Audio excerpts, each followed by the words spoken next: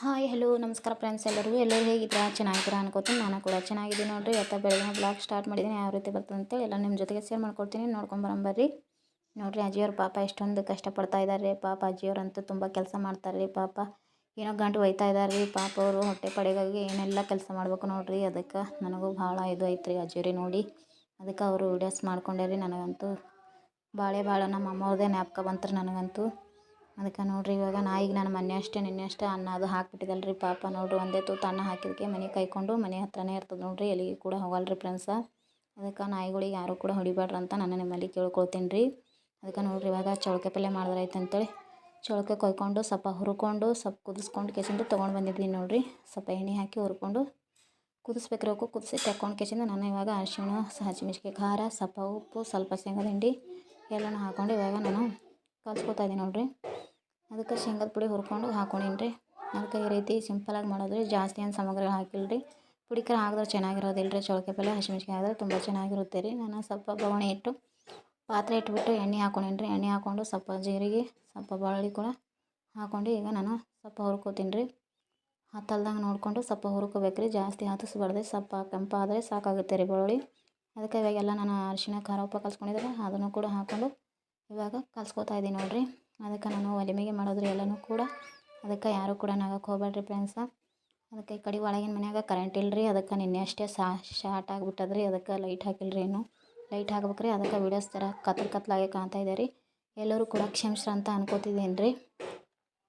ಅದಕ್ಕೆ ನೋಡಿರಿ, ಅಷ್ಟೇ ನಮ್ಮ ಮನೆಯವ್ರ ಸಲಕ್ಕೆ ಸ್ವಲ್ಪ ಅದಿಷ್ಟೇ ಚೌಳಿಕಾಯಿ ಪಲ್ಯ ಮಾಡಿ ಅವ್ರಿಗೆ ಕಟ್ಕೊಟ್ಟು ಹೋದ್ರು ರೀ. ಅವರು ಕಟ್ಕೊಟ್ರಿ ತೊಗೊಂಡು ಹೋದ್ರು ರೀ. ಅದಕ್ಕೆ ನಾನು ಇವಾಗ ಸ್ವಲ್ಪ ಬದ್ನಿಕಾಯಿ ಪಲ್ಯ ಮಾಡ್ಕೊಂಡ್ರೆ ಆಯ್ತು ಅಂತೇಳಿ ಮಾಡ್ಕೊತಾ ಇದ್ದೀನಿ ರೀ. ಸ್ವಲ್ಪ ಬದ್ನಿಕಾಯಿ, ಉಳ್ಳಾಗಡ್ಡಿ ಎಲ್ಲ ಉಪ್ಪು ಹಾಕಿ ಕ್ಲೀನಾಗಿ ತೊಳ್ಕೊಂಡು ತೊಗೊಂಡು ಬಂದಿದ್ದೀನಿ ರೀ. ಇವಾಗ ನೋಡಿರಿ, ಸ್ವಲ್ಪ ಶೇಂಗದ ಪುಡಿ ಹಾಕ್ಕೊಂಡ್ರಿ. ಶೇಂಗದ ಪುಡಿ ಸ್ವಲ್ಪ ಇದು ರೀ ಶೇಂಗದ ಪುಡಿ, ಸ್ವಲ್ಪ ಅರಿಶಿಣ, ಸ್ವಲ್ಪ ಉಪ್ಪು, ಸ್ವಲ್ಪ ಹಸಿಮೆಣ್ಸಿಕಾಯಿ ಖಾರ ಹಾಕಿ ಮಾಡ್ತಾಯಿದ್ದೀನಿ ರೀ. ಅದಕ್ಕೆ ಪುಡಿ ಖಾರ ಹಾಕಿ ಅಂದ್ರೆ ತುಂಬ ಮಾಡಿದ್ರೆ ಪುಡಿ ಖಾರ ಚೆನ್ನಾಗಿರೋದು ರೀ. ಹಿಂಗೆ ಕೊಯ್ದುಬಿಟ್ಟು ಮಾಡ್ತೇವಲ್ಲ ರೀ. ಇದಕ್ಕೆ ಹಸಿಮೆಣ್ಸಿಕಾಯಿ ತುಂಬ ಚೆನ್ನಾಗಿರುತ್ತೆ ರೀ. ಬದ್ನಿಕಾಯಿ ಪಲ್ಯ ಅಂತೂ ತುಂಬ ಸೂಪರಾಗಿ ಆಗ್ತದೆ ರೀ. ಹಸಿಮೆಣ್ಸಿಕಾಯಿ ಹಾಕಿದ್ರೆ ತುಂಬ ಚೆನ್ನಾಗಿರ್ತದೆ ರೀ ಬದ್ನಿಕಾಯಿ ಪಲ್ಯ. ತುಂಬ ಮಾಡಿದ್ರೆ ಖಾರ ಪುಡಿ ಹಾಕಿ ಮಾಡ್ಬೋದು ರೀ. ಹಿಂಗೆ ಈ ರೀತಿ ಮಾಡಿದ್ರೆ ಹಸಿಮೆಣ್ಸಿಕಾಯಿ ಹಾಕಿ ಮಾಡಿದ್ರೆ ತುಂಬ ಚೆನ್ನಾಗಿರುತ್ತೆ ರೀ. ಅದಕ್ಕೆ ನಾನು ಹಸಿಮೆಣ್ಸಿಕಾಯಿನ ಆ್ಯಡ್ ಮಾಡಿದ್ದೀನಿ ನೋಡಿರಿ ಅದಕ್ಕೆ ನೋಡಿರಿ, ಸಿಂಪಲಾಗಿ ಎಲ್ಲನೂ ಕಲಸಿ ಇಟ್ಕೊಂಡಿದ್ದೀನಿ ರೀ. ಇವಾಗ ಅಷ್ಟೇ ಸ್ವಲ್ಪ ಇಟ್ಕೋಬೇಕ್ರಿ. ಎಲ್ಲನೂ ಕಲಸಿ ಈ ರೀತಿ ಇಟ್ಕೊಂಡು ನಾನು ಇವಾಗ ಪಾತ್ರೆ ಇಟ್ಟು ಸ್ವಲ್ಪ ಎಣ್ಣೆ ಹಾಕೋತಾ ಇದ್ದೀನಿ ರೀ. ಎಣ್ಣೆ ಆದರೆ ಸಾಕಾಗುತ್ತೆ ರೀ. ಸ್ವಲ್ಪ ಜೀರಿಗೆ, ಸಾಸಿವೆ ಎರಡೂ ಕೂಡ ಹಾಕೋತಾ ಇದ್ದೀನಿ ರೀ. ಎರಡೂ ಕೂಡ ಹಾಕ್ಕೊಂಡು ಸ್ವಲ್ಪ 4 ಅಷ್ಟು ಬೆಳ್ಳುಳ್ಳಿ ತೊಗೊಂಡು ಸ್ವಲ್ಪ ಜಜ್ಜಿ ಹಾಕ್ತಾಯಿದ್ದೀನಿ ನೋಡಿರಿ. ಕೊತ್ತಂಬರಿ ಅದು ಹಾಕಿದ್ರು, ಕೊತ್ತಂಬರಿ ಕರಿಬೇವು ಹಾಕಿದ್ರೆ ತುಂಬ ಚೆನ್ನಾಗಿರ್ತೈತೆ ರೀ. ಕೊತ್ತಂಬರಿ ಅಷ್ಟೇ ಐತೆ ರೀ, ಒಣಗ್ಯದ್ರಿ. ಅದನ್ನು ಸ್ವಲ್ಪ ಕರಿಬೇವು ತೊಗೊಂಡಿಲ್ಲ ರೀ. ನನಗೆ ಮೊನ್ನೆ ಅಷ್ಟೇ ತೊಗೋಬೇಕಂದ ಬಂದಿರಲಿಲ್ಲ ರೀ, ತೊಗೊಳಿಲ್ಲ. ಅದಕ್ಕೆ ಕೊತ್ತಂಬರಿ ಸೊಪ್ಪು ಅಷ್ಟೇ ತೊಗೊಂಡೆ ರೀ. ಅದಕ್ಕೆ ಈಗೆಲ್ಲ ಅದು ಅರಿಶಿಣ, ಉಪ್ಪು, ಹಿಂಡಿ ಎಲ್ಲ ಹಾಕಿ ಬದ್ನಿಕಾಯಿ ಕಲ್ಸ್ಕೊಂಡು ಇಟ್ಕೊಂಡಿದ್ದಲ್ಲ ರೀ. ಈಗ ಒಗ್ಗರಣೆ ಹಾಕೋಬೇಕ್ರಿ. ಅದರಲ್ಲೇ ಅಷ್ಟೂ ಹಾಕ್ಕೊಂಡು ಬಿಡ್ಬೇಕ್ರಿ.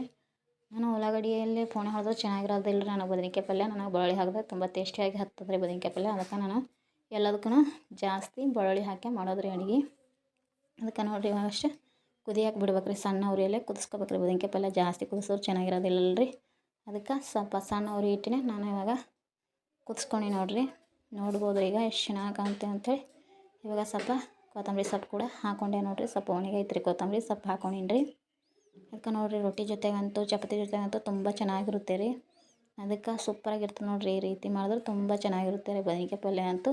ಹಳ್ಳಿ ಕಡೆ ನಾವು ಇದೇ ರೀತಿಯೇ ಮಾಡೋದು ನೋಡಿರಿ. ಜಾಸ್ತಿ ಕೂಡ ಸಾಮಗ್ರಿಗಳು ಏನು ಕೂಡ ಹಾಕಲ್ಲ ರೀ. ಈಗ ಕುದ್ದೈತೆ ರೀ, ಕೆಳಗಡೆ ಇಳಿಸ್ಕೊತೀನಿ ರೀ.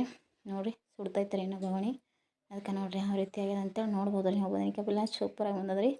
ಅದಕ್ಕೆ ಚೌಳಿಕಾಯಿ ಪಲ್ಯ ಮಾಡಿ ಅವ್ರಿಗೆ ಕಟ್ಕೊಟ್ರಿ. ಇಷ್ಟು ಉಳ್ದದ ನೋಡಿರಿ. ಅದಕ್ಕೆ ವಿಡಿಯೋ ಇಷ್ಟ ಆದರೆ, ಬದ್ನಿಕಾಯಿ ಪಲ್ಯ ಇಷ್ಟ ಆದರೆ ಕಮೆಂಟ್ ಮಾಡಿರಿ. ನಾಯಿಗಳು ನೋಡಿರಿ, ಪಾಪ ಅದ್ರದ್ದು ಎಷ್ಟೊಂದು ಆ ಕಡೆ ತಿರ್ಗೋದಿಲ್ಲ ರೀ. ಮನೆ ಹತ್ರನೇ ಕೂಡ್ತಾವೆ ನೋಡಿರಿ ಮಕ್ಳಿಗೆ ತೊಗೊಂಡು. ಅದಕ್ಕೆ ಮತ್ತೆ ನಾಳೆ ಸಿಗ್ತೀನಿ ರೀ. ಎಲ್ಲರಿಗೆ ನಮಸ್ಕಾರ ರೀ ಫ್ರೆಂಡ್ಸ್.